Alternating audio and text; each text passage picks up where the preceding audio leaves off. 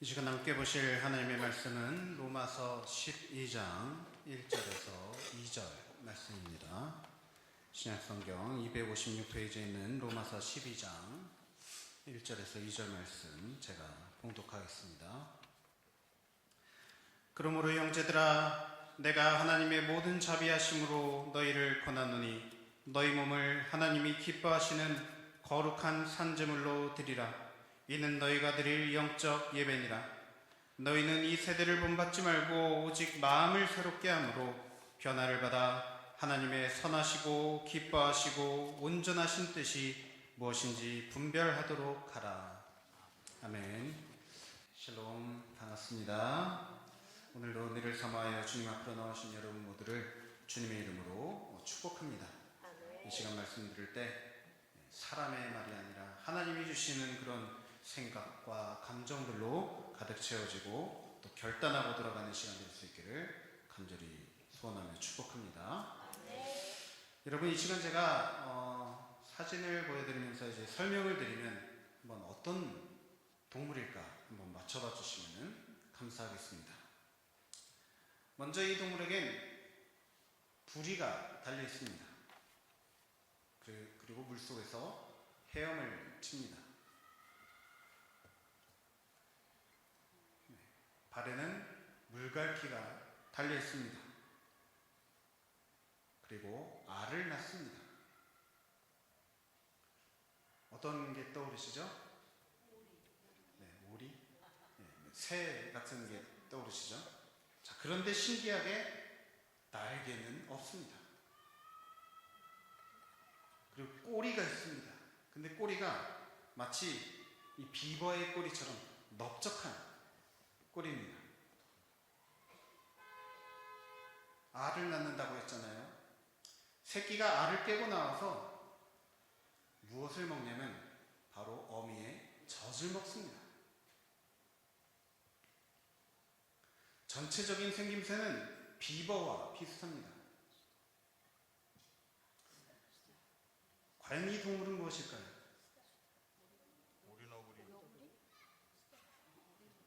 아시는 분들이 계시고 또 모르시는 분들은 전혀 다른 답을 하시고 도대체 이 생명체가 무엇인가, 무슨 말도 안 되는 헛소리를 하고 있는가 하면서 지금 머릿속에서 아주 혼동을 느끼시는 분들이 계실 것 같습니다.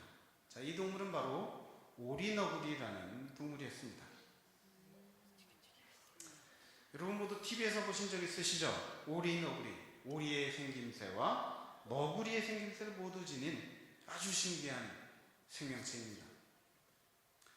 자, 오리너구리는 전 세계에서 호주에서만 서식을 하는 그런 신기한 동물들 중에 하나입니다. 호주에는 신기한 동물들이 많죠. 여러분 잘 아시는 캥거루나 코알라 같은 동물들도 오직 호주에서만 서식하는 동물들입니다. 그런데 그 중에서도 제일 가장 신기한 동물을 꼽자면 바로 오리너구리입니다. 처음 오리너구리가 발견됐을 당시 호주에 탐사를 갔던 영국 학자 존 헌터라는 사람이 이 오리너구리를 발견하고는 너무 신기해서 그림을 그려서 영국 학회에 새로운 종을 발견했다고 보고를 했습니다. 사진 보여주신 감사했습니다. 네, 그런데 이 그림을 보고 영국 학회 사람들이 이게 무슨 거짓말을 한다면서 말도 안 되는 그림을 그려갖고는 보냈다면서 승인을 하지 않습니다. 그러자 존 헌터는 이번에는 오리너구리를 박제를 해서 또 영국으로 보냈습니다. 박제를 보고도 가짜로 이렇게 만들 수 있는 것이 아닌가 싶어서 또 영국 학회는 이것을 승인하지 않고 실제 살아있는 오리너구리를 보지 않으면 절대 믿지 않겠다 했습니다. 그래서 결국 존 헌터는 살아있는 오리너구리와 또 오리너구리 알을 영국에 보내어서 이 동물이 실존하는 동물이라는 것을 보여주었고, 또 그제서야 영국 학회는 이러한 동물이 실제로 존재하는 것을 인정을 했습니다. 그리고 또 이제 학자들은 이 오리주둥이, 너구리의 몸, 비버의 꼬리가 달린 이 오리너구리라는 동물을 과연 어떤 동물로 분류를 해야 하는가 고민하다가 이것이 과연 포유류인가? 젖을 주니까 포유류 같은데 또 부리가 달려 있고 이런 물갈퀴가 달려 있고 조류인가? 고민하다가 결국 그 기존에 있던 그런 분류에서 찾을 수가 없어서 단공류라는 이름으로 이름을 붙이고 오리너구리과라는 이름으로 분류를 하였다고 합니다. 이 오리너구리가 속한 단공류라는 것은 이 오리너구리와 또 다른 이제 호주에 사는 신견동물 중 하나인 가시 고슴도 뭐였죠? 갑자기 생각이 안 나네요.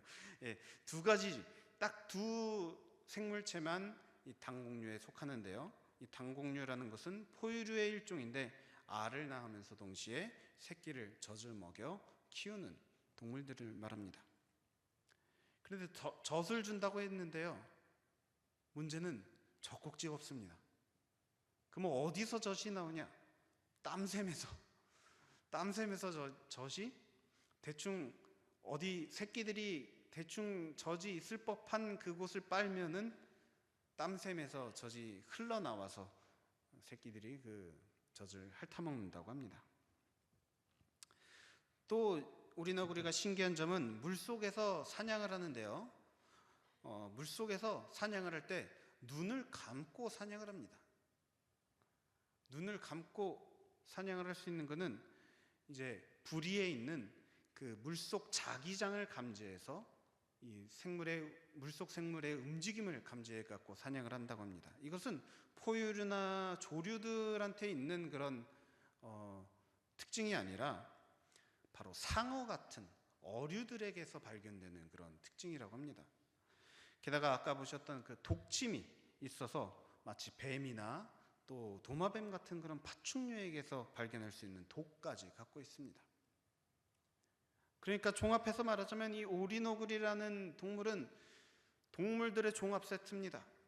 조류의 부리, 그리고 알, 또 포유류의 이런 생김새와 젖 먹이기, 또 어류의 자기장 탐지 능력, 또 파충류의 독까지 갖고 있는 정말 어떻게 이런 존재가 있을까 싶은 말도 안 되는 동물이라 할 수 있습니다.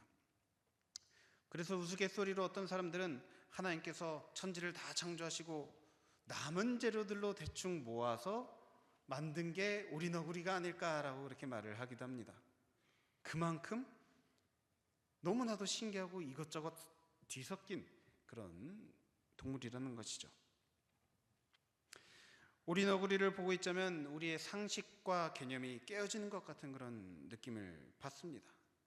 왜 그렇습니까? 도저히 정체를 알 수 없기 때문입니다. 이런 정체인 것 같다가도 또 저런 정체를 갖고 있고 이런가 하면 저런 모습 끊임없이 발견되기 때문이죠. 아마 여러분도 이런 모습과 이런 특징들을 갖고 있다는 것을 설명을 들으면서 아마 많이 놀라셨죠? 네, 저도 많이 놀랐습니다. 네, 하지만 여러분, 이 세상에는 오리너구리보다도 훨씬 더 신기하고 이질적인 존재가 존재합니다. 누구일까요? 무엇일까요? 적어도 하나님 눈에 보기에는 그렇습니다. 그것은 바로 물질주의적 그리스도인입니다. 하나님의 영이 아니라 세상의 영에 사로잡혀 살아가는 그리스도인, 하나님보다 세상을 더욱 깊이 사랑하는 그리스도인, 아직 거듭나지 못한 그리스도인이라면서 세상 사람들의 모습을 그대로 갖고 있는 그리스도인을 말합니다. 하나님의 말씀을 따른다라고 말은 그렇게 하면서 또 기도도 그렇게 하면서 동시에 세상의 가르침과 세상의 흐름에 빠져서 오직 세상이 이끄는 대로만 살아가는 그런 그리스도인들, 바로 저와 여러분과 같은 그리스도인들을 말하는 것입니다. 우리가 오리 너구리를 봤을 때 과연 네 정체가 무엇이냐 라는 그런 생각이 들 정도로 신기하게 느껴지는데, 하나님께서 여러분에게 과연 네 정체가 무엇이냐 물으시면 여러분은 무엇이라고 답하시겠습니까? 그리스도인이라고, 예수 믿는 사람이라고, 예수의 말씀을 따르는 사람이라고 답하시겠습니까? 아니면 제가 어디 무슨 사장인데, 어떤 회사에 다니고 있는데, 어떤 상을 탔는데, 봉급이 얼만데, 교회에선 어떤 직분, 어떤 역할을 맡고 있는데 하면서 자신의 직업이나 업적을 자랑하는 그러한 답을 하나님 앞에 드리겠습니까? 하나님께서 내 정체가 무엇이냐, 정체를 밝혀라 명하실 때 우리는 과연 무엇이라 답할 수 있어야 할까요? 오늘 본문 1절 말씀해 보시면 사도 바울은 로마 교회 성도들에게 이와 같이 권면합니다. 그러므로 형제들아, 내가 하나님의 모든 자비하심으로 너희를 권하노니 너희 몸을 하나님이 기뻐하시는 거룩한 산제물로 드리라. 이는 너희가 드릴 영적 예배니라. 너희 몸을 하나님이 기뻐하시는 거룩한 산제물로 드리라고 하였습니다. 아마도 여러분 그동안 신앙생활해 오시면서 각기 최선을 다해서 신앙생활 해오셨을 겁니다.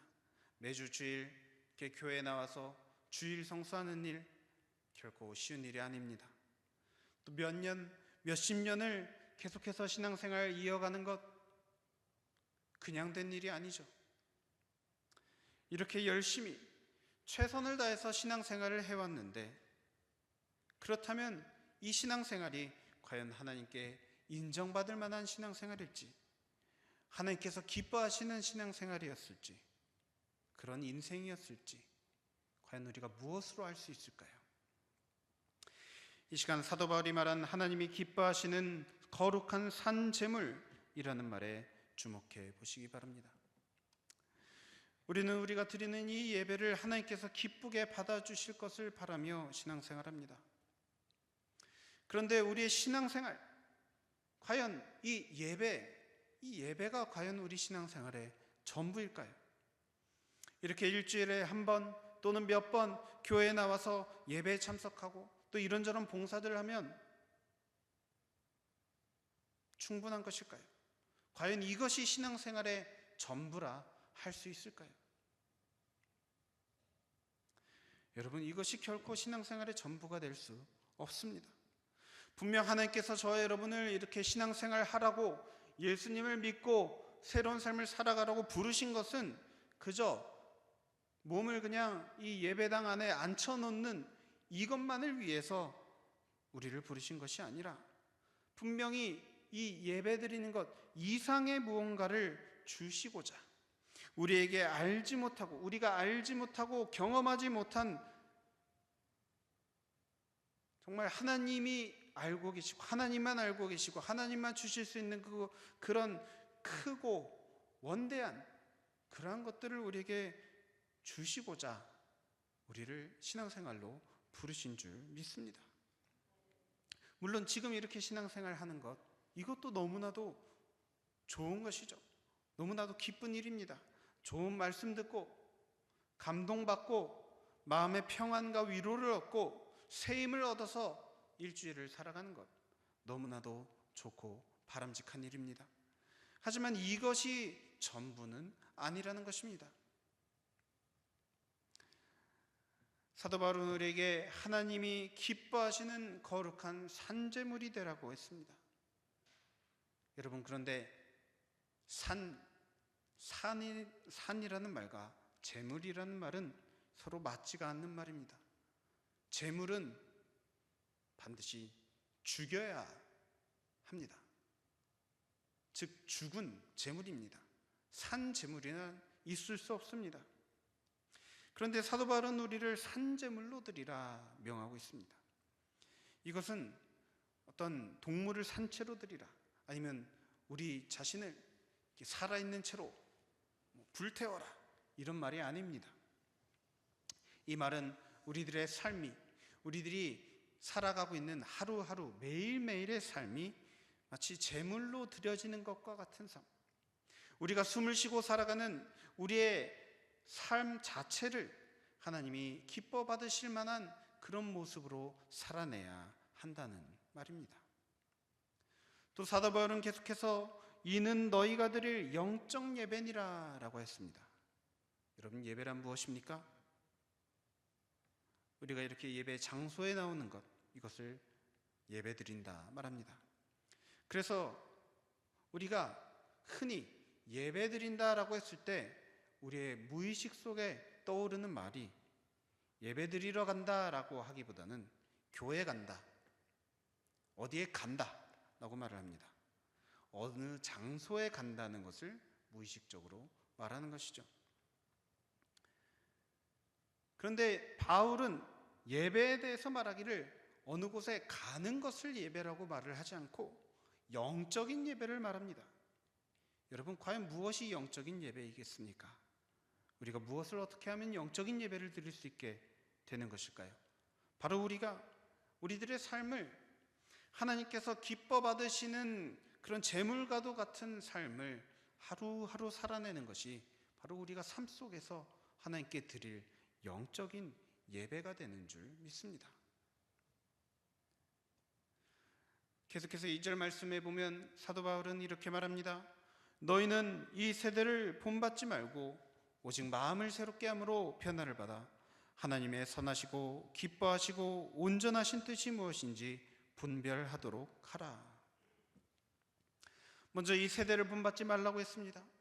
이 세대란 것은 바로 우리들이 살아가고 있는 이 세상, 이 세상이 추구하는 것들, 이 세상의 흐름, 이 세상의 시대 정신을 말하는 것입니다.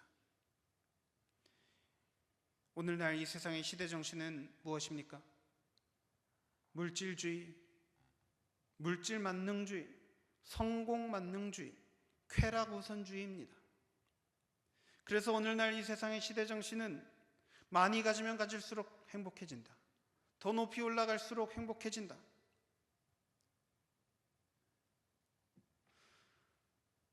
이런 말들이 끊임없이 이 세상 속에서 반복되어서 전해집니다. 문제는 심지어 우리 그리스도인들도 우리가 인생의 목표로 삼는 것들, 그래서 신앙생활 열심히 해서 결국 얻고자 하는 그 목표가 바로 돈이고 성공이고 세상 즐거움이 되기가 쉽습니다. 세상 사람들이 그러한 삶을 살아가는 것은 당연한 일입니다. 하지만 우리 그리스도인들도 그들과 똑같이 더 많이 갖는 것을 목표하고 더 높이 올라가는 것을 목표로 살아가고 또 신앙생활하는 것, 이것의 심각성을 우리가 깨달아야 합니다. 이것이 잘못됐다라는 것을 우리가 깨달아야 합니다. 하나님 앞에 나와서 기도할 때 여러분, 기도 제목을 한번 유심히 살펴보시기 바랍니다. 무엇을 위해서 기도하십니까? 세상에서의 형통함을 놓고 기도할 때가 많지 않습니까? 하나님 앞에 나와서 감사를 드릴 때도 어떤 것에 대해서 감사를 드립니까? 세상적인 복, 세상적인 열매에 대해서만 감사를 드립니다. 세상적인 열매가 없을 때는 감사도 하지 않고 원망과 불평이 가득한 삶을 살아갑니다. 여러분, 과연 이것이 하나님께서 우리 그리스도인 각 사람에게서 보기를 원하시는 모습일까요?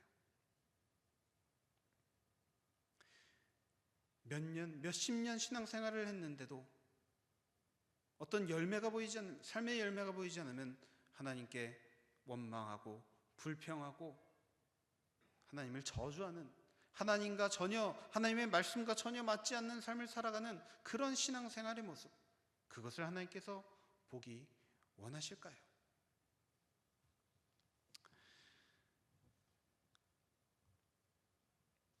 우리가 많은 것을 소유하게 되고 또 높은 곳에 올라가게 되면, 성공하게 되면은 감사하게 될 것이다, 행복하게 될 것이다, 만족하게 될 것이다 생각하며 살아갑니다.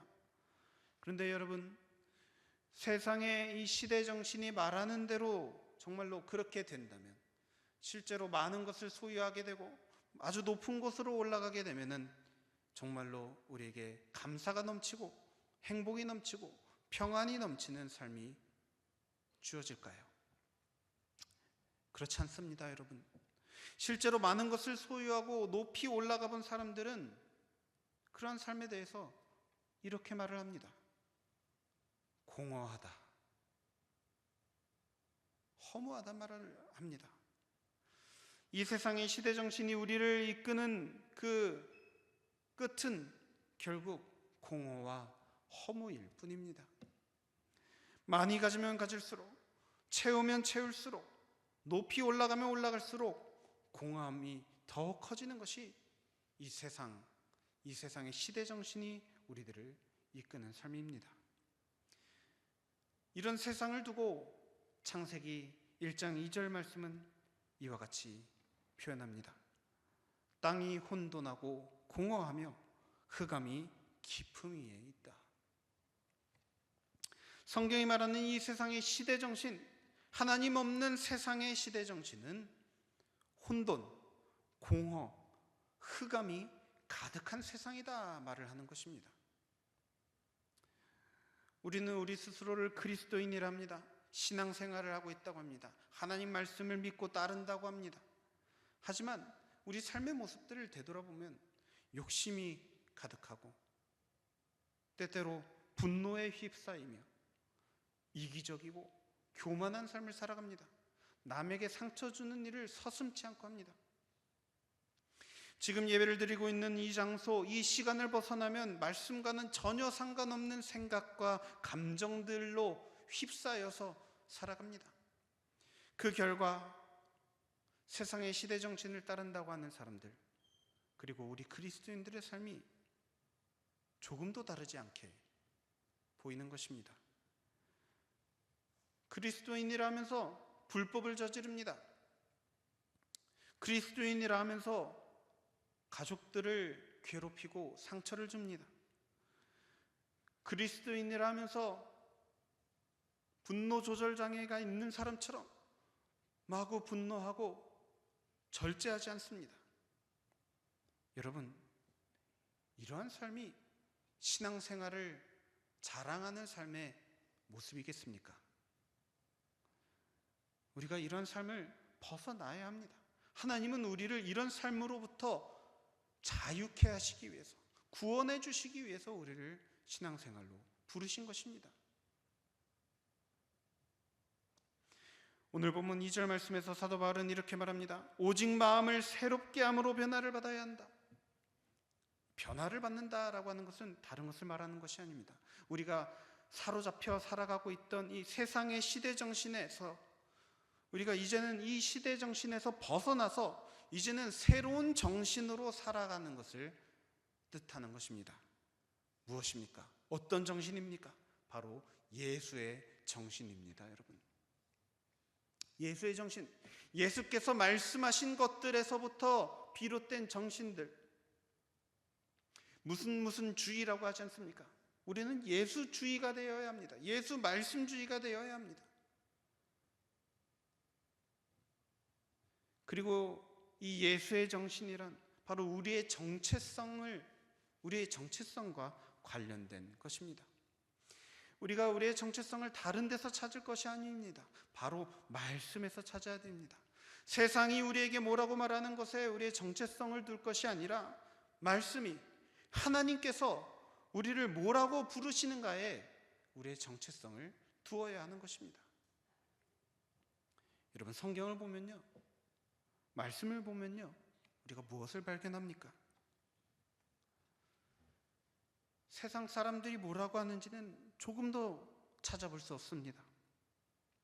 세상에서 말하는 이래야 행복하다, 이래야 잘 산다, 그러한 말은 성경에 조금도 나와 있지 않습니다. 성경은 오직 하나님께서 저와 여러분에게 뭐라고 하시는지 우리들에게 향한 하나님의 말씀만 발견할 수 있습니다. 그래서 성경을 보면 우리가 오직 하나님의 말씀에만 초점을 맞추며 살아갈 수 있게 됩니다. 우리가 말씀에 집중하며 살아가면 우리의 정체성은 무엇이 됩니까? 오직 하나님께서 우리를 뭐라고 부르시는가? 하나님의 우리를 향한 말씀이 곧 우리의 정체성이 되어지는 것입니다. 세상이 우리를 어떻게 평가하는가? 세상이 나를 어떻게 바라보고 세상이 나에 대해서 뭐라고 말하는가? 이것에 우리의 정체성이 있지 않다는 것을 기억하시기 바랍니다. 그들이 뭐라고 말하는가, 그들이 뭐라고 평가하는가에 귀 기울이지 마시기 바랍니다. 우리가 자꾸만 거기에 귀를 기울이는 까닭, 그것은 우리에게 죄송합니다. 인정받고 싶은 그 마음, 인정받고 싶은 인정 중독이 우리에게 아주 가득히 차 있기 때문입니다. 여러분, 사람에게 인정받으려 하지 마십시오. 사람의 칭찬에서 우리가 만족감을 누리고 행복감을 누리지 마시기 바랍니다. 그 길의 끝은 무엇입니까?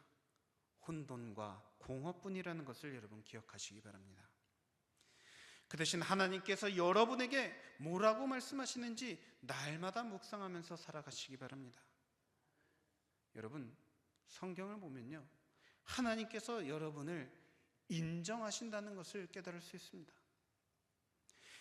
이것을 믿으시기 바랍니다. 우리가 성경을 펼쳐서 읽어보면, 말씀을 읽어 내려가면 하나님께서 나를 인정하신다는 것, 하나님께서 나를 사랑하신다는 것, 하나님께서 나를 높이신다는 것, 하나님께서 나를 귀하게 여겨주신다는 말씀들이 가득합니다. 이것이 우리의 정체성이 되어야 하는 것입니다. 우리가 성경을 펼쳐서 제일 첫 장을 읽어보면 어떤 것을 발견합니까? 공허와 혼돈이 가득한 세상에 하나님은 말씀하십니다. 빛이 있으라. 그래서 빛이 있었고 하나님 보시기에 좋았다 라고 했습니다. 우리의 삶이 보기에 좋아 보이는 삶이 되는 것은 우리가 얼마나 열심히 살고 얼마나 노력하고 이런 것에 달려있는 것이 아니라는 겁니다. 하나님이 말씀하시니 보기에 좋게 되었다. 이 말씀, 하나님의 말씀이 우리에게 뭐라고 말씀하시는가에 우리의 삶의 행복과 우리의 삶의 잘됨, 우리의 삶의 평안, 위로가 달려있다는 것을 여러분 믿음으로 붙들 수 있기를 바랍니다. 또 하나님이 우리를 무엇이라고 부르신지 귀 기울여 들으시기 바랍니다. 하나님은 우리를 자녀라 부르셨습니다. 하나님은 여러분을 시냇가에 심은 나무라 부르셨습니다. 또 하나님은 우리에게 사람을 낚는 어부, 영혼을 구하는 어부라고 하셨습니다. 그 외에도 성경에는 하나님께서 우리를 복된 존재라, 하나님의 사랑하는 존재라, 심지어 하나님의 그 사랑하는 아들을 버리면서까지 구해주고 싶은, 반드시 구원해야 할 그런 존재로 우리들에게 말씀하시는 그런 은혜와 위로의 말씀들이 가득합니다. 바로 이것이 우리의 정체성입니다. 하나님께 너무나도 귀한 존재, 하나님의 사랑하는 자녀, 하나님의 사랑하는 백성, 하나님이 인정하시고 하나님이 아끼시며 하나님께서 도와주시고 인도해주고 싶으신 존재. 그런데 우리가 이 말씀을 읽으면서도, 이 말씀에 감동받았다 하면서도 이것을 우리의 정체성으로 삼지 않고 살아갑니다. 우리가 자꾸만 우리의 정체성을 하나님의 말씀에 두고 살아가기보다는 이 세상의 시대정신에 계속 두고 살아가는 겁니다. 그래서 하나님이 나를 사랑하시지만 왜 나는 이렇게 가난합니까? 하나님의 자녀라고 하지만 왜 나는 이렇게 힘듭니까? 반대입니다, 여러분. 반대로 생각해야 됩니다. 이렇게 가난하지만 나는 하나님의 아들이다. 이렇게 힘들지만 나는 하나님의 사랑하는 자녀다. 나의 정체성에 대한 변화되는 이 작업이 하나님께서 우리 가운데 말씀을 통해서 이루시는 작업입니다.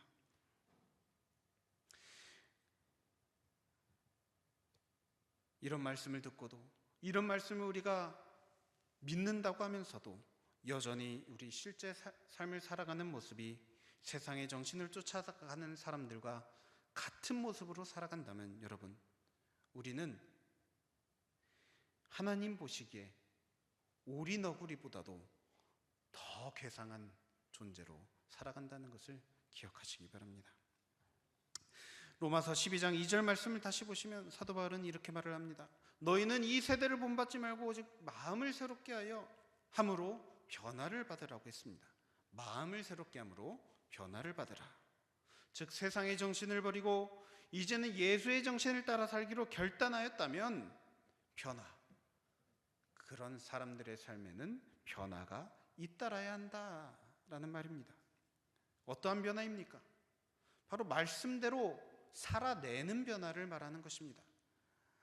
마음이 감동받아서, 마음이 변화되어서 너무나도 좋습니다, 이것으로 끝이 아니라 하나님이 주신 그 정체성을 갖고 그 정체성에 맞는 행동들을 하면서 살아가라는 겁니다. 오리너구리가 알을 낳고 물속에서 헤엄칠 수 있다고 난 오리인가 하고 날갯짓을 해보면 날 수 있습니까? 날 수 없습니다. 마찬가지로 우리도 그리스도인으로서 하나님께서 우리를 부르셨는데, 그리스도인으로 부름을 받았는데 세상에서 자꾸 날갯짓을 하려고 살아가는 것은 잘못된 정체성으로 살아가고 있는 것입니다. 여러분의 삶을 한번 돌아보시기 바랍니다. 그리스도인으로 살아오면서 얼마나 말씀대로 살아내려고 하는 그런 변화들이 여러분의 삶에 있었습니까? 많은 이들이 주일날 교회에 와서 예배드리고 교회를 나설 때 주차장에서, 도로에서, 식당에서, 집에서 말씀 들은 대로 행하면서 살아가려고 하기보다는 여전히 자기 모습, 조금 더 변하지 않는 모습 그대로 살아가려고 합니다. 이것은 우리의 감정으로부터 또 시작이 합니다. 쉽게 분노하고 쉽게 짜증냅니다. 하나님 말씀보다 내 욕심이 우선입니다. 내 만족이 우선입니다. 그래서 현재 나의 모습이 하나님 말씀과 맞는 모습인지 아닌지 조금도 반성하지 않고 살아갑니다. 결국 하나님의 말씀을 아무리 들어도 말씀에 아무런 영향도 받지 못하고 살아가는 그런 삶이 되는 것입니다. 만약 이것이 우리들의 신앙생활의 열매, 만약 이것이 우리의 평생의 신앙생활의 열매다, 끝이다 한다면 여러분 너무 씁쓸하지 않겠습니까? 너무 공허하지 않겠습니까? 사도 바울은 계속해서 말합니다. 하나님의 선하시고 기뻐하시고 온전하신 뜻이 무엇인지 분별하도록 하라. 우리가 변화된 삶을 살아가야 하는 목적이 바로 여기에 있습니다. 우리가 변화되어서 더욱 기쁜 삶을 살아가고, 변화되어서 더욱 많은 것을 가지고 높아지는 삶을 살아가는 것이 아니라 하나님이 기뻐하시는 삶이 되어야 한다는 겁니다. 하나님께서 보시고 기뻐하실 만한 삶의 모습들을 살아가야 한다는 겁니다. 그러한 모습들 과연 무엇이 있겠습니까? 예수님은 제자들에게 말씀하시길 너희는 세상의 소금이니 또 너희는 세상의 빛이라 말씀하셨습니다. 소금과 빛, 빛과 소금이라고 말씀하시면서 우리 그리스도인들이 각자가 속한 그 자리에서 빛과 소금으로서 역할을 감당해야 된다 말씀하셨습니다. 과연 어떠한 것이 빛과 소금의 역할입니까? 오늘 본문인 로마서 12장 후반부인 14절 말씀부터 18절 말씀을 보시면 사도 바울이 로마 교회 성도들에게 그리스도로 말미암아 변화된 사람들, 마음을 새롭게 하여 변화된 사람들은 이러한 삶을 살아가야 한다라고 권면하는 것을 볼 수 있습니다. 제가 14절부터 18절 말씀 읽겠습니다. 너희를 박해하는 자를 축복하라. 축복하고 저주하지 말라. 즐거워하는 자들과 함께 즐거워하고 우는 자들과 함께 울라. 서로 마음을 같이 하며 높은 데 마음을 두지 말고 도리어 낮은 데 처하며 스스로 지혜 있는 채 하지 말라. 아무에게도 악을 악으로 갚지 말고 모든 사람 앞에서 선한 일을 도모하라. 할 수 있거든 너희로서는 모든 사람과 더불어 화목하라. 사람과 사람 사이에서의 이 관계에서 저와 여러분이 그리스도인다움을 드러내는 삶을 살아가라는 명령입니다. 우리가 살아내야 될 삶, 우리가 노력해야 될 삶, 그 삶은 우리의 욕심과 우리의 교만 싸워나가며 이겨나가며 살아가야 될 삶입니다. 세상이 나를 악하게 대한다고 나 또한 악하게 반응하고 악하게 대처하는 것, 이것이 하나님께서 우리를 부르신 삶이 아닙니다.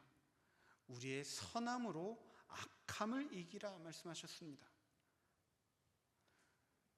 이것은 그저 우리의 생각과 우리의 어떤 마음, 우리의 어떤 능력으로 할 수 있는 것이 아니라 바로 하나님의 말씀이 우리의 생각과 감정과 말과 행동의 기준이 되어서 말씀이 옳다 하는 것은 행하고 말씀이 옳지 않다 하는 것은 피하며 살아가는 그런 삶을 살아가면 우리가 능히 할 수 있는 일입니다.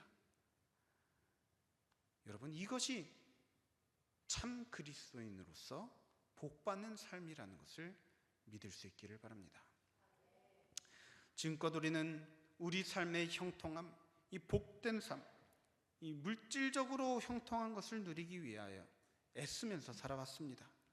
하지만 여러분, 그런 삶은 하나님께서 허락해 주시면은 누릴 수 있는 것이고 허락하지 않으면은 누릴 수 없는 하나님의 손에 달려 있다라는 것을 기억하시고 우리가 더 이상 우리의 삶을 세상의 시대 정신을 쫓는데 허비하지 않게 되기를 바랍니다.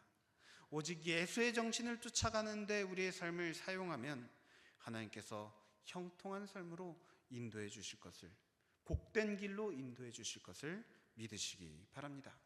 바라기는 이번 한 주, 아니 오늘 하루만이라도 여러분 실제 삶에서 이처럼 그리스도인다운 삶을 살아내려고 애쓰는 애씀이 저와 여러분 가운데 있기를 바랍니다. 먼저는 우리 가족들에게입니다.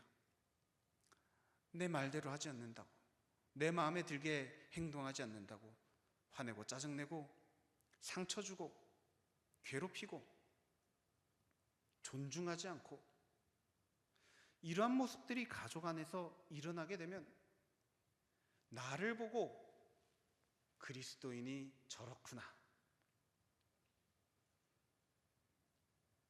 그렇게 됩니다. 부디 나를 보고 우리 가족들이 그리스도인 다음을 제대로 배울 수 있도록 우리의 모습이 선한 모습으로 점점 바뀌어 갈 수 있게 되기를 소망합니다. 하나님께서 저와 여러분의 그러한 애씀을 보시고 우리들 삶에 하나님의 평안과 위로와 사랑으로 더욱 채워주실 것을 믿습니다. 그러한 복이 저와 여러분 가운데 오늘 하루 또 이번 한 주간 함께하기를, 가득하기를 간절히 소원하고 축복합니다. 기도하시겠습니다. 사랑과 은혜가 언제나 충만하신 하나님 아버지, 오늘도 죄인인 우리들을 하나님 앞으로 불러 모아주시고 하나님 말씀 앞에서 겸손히 설 수 있게 인도하여 주시니 감사드립니다. 주님, 그동안 우리들이 우리 스스로를 그리스도인이라 하면서도 하나님의 말씀을 듣고도 그 말씀대로 살아내려고 하지 않는 완고함이 우리에게 있었음을 회개합니다. 하나님의 말씀이 요구하시는 삶의 모습들은 무시하고 오직 내 마음의 위로와 만족을 주는 말씀들만 골라서 받아들였음을 고백합니다. 주님, 이제는 우리가 하나님이 기뻐하시는 삶의 모습들을 살아낼 수 있게 인도하여 주옵소서. 우리의 정체성을 내가 가진 것과 또 사람들의 말에, 사람들의 평가에 두는 것이 아니라 오직 하나님께서 나를 무엇이라 부르시는지 하나님의 말씀에 나의 정체성을 두고 살아가는 우리들 될 수 있도록 인도하여 주옵소서. 그리고 그 정체성에 합당한 삶을 살아내어서 정말로 빛과 소금의 역할을 감당해내는 참된 그리스도인의 삶 살아낼 수 있도록 인도하여 주옵소서. 이 모든 것을 지금도 살아계셔서 역사하고 계시는 우리 주 예수 그리스도의 이름으로 간절히 기도드립니다. 아멘.